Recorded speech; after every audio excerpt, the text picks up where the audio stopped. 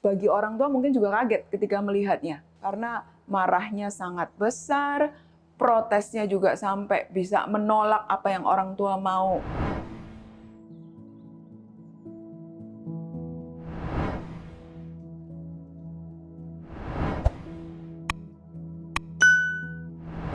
Internet gaming disorder juga bisa dilihat level keparahannya. Jadi ada tingkat rendah atau mild, kemudian sedang, dan parah.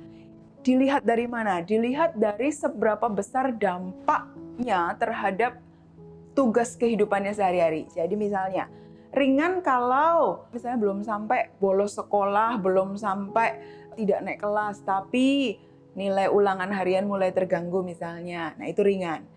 Untuk level yang sedang, tentunya ketika tingkat akibat dari kecanduannya pada internet game ini tidak terlalu parah, tapi sudah tampak nyata. Misalnya kalau pada anak-anak yang bersekolah, sudah mulai terancam tidak naik kelas, ada warning dari guru. Nilainya merahnya hampir di 80% dari mata pelajaran. Kalau tadi yang ringan mungkin hanya baru 3-4 saja. Jadi dampaknya lebih berat daripada yang ringan, tetapi belum sampai sangat fatal, sehingga misalnya kalau pada anak belum sampai dikeluarkan dari sekolah, itu yang taraf sedang.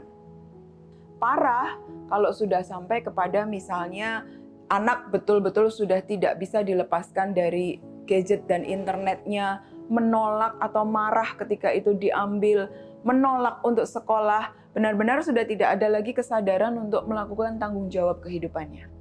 Untuk tingkat keparahan yang ringan, misalnya ketika seorang anak dihentikan atau diganggu aksesnya terhadap internet dan game, mungkin dia akan sedikit marah kepada orang tuanya atau menunjukkan kekesalan atau mungkin membanting kaki sambil cemberut dan protes kepada orang tua. Tapi setelah dibujuk-bujuk mungkin akan mau untuk memahami.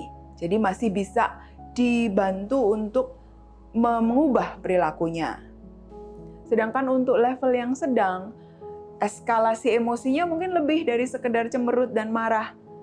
Tapi misalnya mulai menunjukkan protes dengan tidak mau mengerjakan PR sebagai bentuk protes kepada batasan yang diberikan orang tua, atau mulai menggunakan nada tinggi dan membantah orang tua, menunjukkan kemarahan, atau mulai membanting sesuatu sebagai mengekspresikan agresinya. Jadi kemarahannya sudah lebih daripada yang tadi tingkat ringan. Kemudian kalau yang berat, anak misalnya ketika aksesnya diambil, sudah mulai perilaku emosinya kemudian menjadi sangat marah, tidak mau melakukan aktivitas yang harusnya dilakukan, pergi ke sekolah sudah menolak. Jadi ekspresi ketidaksukaannya sudah menjadi perilaku yang betul-betul bagi orang tua mungkin juga kaget ketika melihatnya. Karena marahnya sangat besar, protesnya juga sampai bisa menolak apa yang orang tua mau dia lakukan. Tidak hanya marah, tapi juga mungkin ada anak yang kemudian memaki orang tua. Nah, jadi level keparahannya ini juga perlu dilihat, dan tentunya akan lebih baik ketika yang melihat atau menegakkan diagnosanya adalah profesional. Tetapi orang tua perlu mulai aware untuk kalau melihat ada gejala-gejala tersebut pada anak, segeralah minta bantuan kepada profesional. Ikuti terus sosial media Tanam Benih untuk mendapatkan video-video parenting lainnya.